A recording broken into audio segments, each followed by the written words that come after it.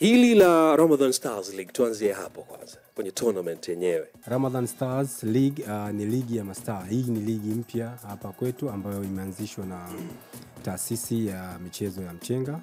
Hii ni ligi mpya kabisa. Tuko na katika bodi ya usimamizi huu tupo wengi, lakini bila kumsahau Madam Helen, na yeye ni mmoja ambaye na watu ambao wanahangaika, na msaidizi wake yupo hapa. Yes, tuna Isakwisa, yeye ni katibu. Na ukiangalia hatujakuwa tu wenyewe, tumechukua kutengeneza uongozi kupitia na viongozi wengine wa vilabu vingine, ili ni letu sote wana basketball Tanzania. Nimesema tournament nikiwa na maana kubwa moja. Tumeona neno Ramadhan. Unafahamu Ramadhani, sasa tujue ni Ramadhan jina la mtu, ni mwezi wenyewe mtukufu wa Ramadhani imetumika jina lake pale, ama kuna kitu gani kingine? Ramadhan ni kwa ajili ya mwezi wa Ramadhani. Hii ni tournament kwa ajili ya mwezi wa Ramadhani. Kwa hiyo umesema tournament, tunaongea lugha moja. Ni ligi. Kwa sababu gani nimesema ligi? This is the first edition. Ni ligi ambayo itachukua muda gani? Ligi ambayo itachukua mwezi mzima. Lakini inachezwa Jumamosi, Ijumaa na Jumamosi. Okay. Kuanzia saa 12 mpaka saa 6 usiku.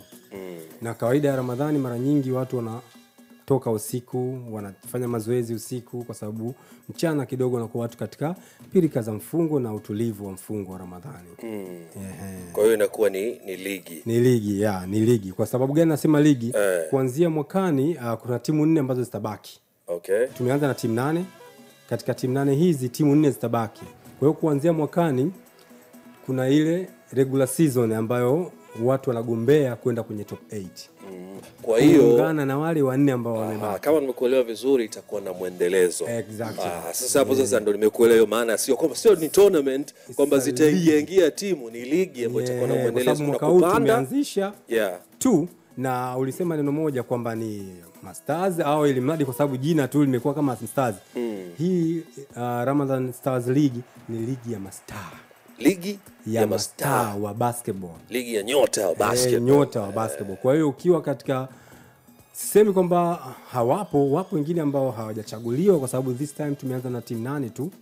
Umeona? Kwa hiyo next year na moto wake wa hizo team 8 ni hatari. Ni timu za Dar es Salaam pekee yake. Sio Dar es Salaam, ni wachezaji wana select timu zao. Tumechagua mchezaji mmoja, let's say Isakwisa ndio star kwa Dar es Salaam na Tanzania, kwamba Isakwisa ana select watu wake 9. Okay. Alafu wa 10 anakuwa ni under 18. Umeona? Kwa hiyo wa 10 akiwa under 18, unaona sasa wana select 10 bora ya kwao. Bado kuna sifa ya kocha. Kocha hawezi kuwa kocha umemtoa tu kwa sababu anajua basket. Kocha lazima awe qualifier na vyeti vya Tanzania Federation TBF. Umeona? Kama hayuko pale, maana yake wewe deserve to be there.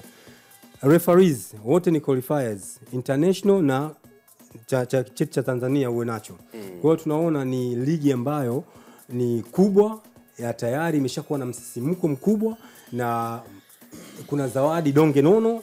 Mtu anatoka pale mwisho wa siku at least anatoka anaenda celebrate Eid na kitu kizuri, na sio mtu mshindi namba 1, no. Kuna mshindi wa kwanza na wa pili na MVP.